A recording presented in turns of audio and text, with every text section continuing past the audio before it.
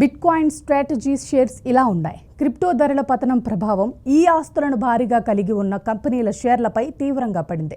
Micro స్ట్రాటజీకి చెందిన strategy share ఏడాదిలోన $457 నుంచి $110 స్థాయికి కుప్పకూలిపోయింది. ఇతర క్రిప్టో కేంద్రీకృత సంస్థలు కూడా 7 నుంచి 18% వరకు నష్టపోయాయి. బిట్కాయిన్ బలహీనత కారణంగా లాభ అంచనాలు తగ్గించడం, డివిడెండ్ల కోసం రిజర్వులు సృష్టించడం వంటి చర్యలు కంపెనీల ఆర్థిక ఒత్తిడిని సూచిస్తున్నాయి. ఇదే సమయంలో యుఎస్ బిట్కాయిన్ ఈటీఎఫ్ల నుంచి వరుసగా భారీ నిధుల ఉపసంహరణలు మార్కెట్ను మరింత కుదిపేశాయి.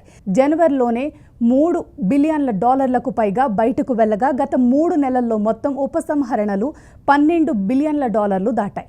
ఇది సాంప్రదాయ సంస్థాగత పెట్టుబడిదారుల ఆసక్తి తగ్గుతుందన్న సాంకేతికంగా విశ్లేషకులు భావిస్తున్నారు. కాయిన్ గ్లాస్ గణాంకాల ప్రకారం ఒక్క రోజులోనే సుమారు $1 బిలియన్ విలువైన పొజిషన్లు లిక్విడేట్ కావటం మార్కెట్లో భయాన్ని మరింత పెంచింది.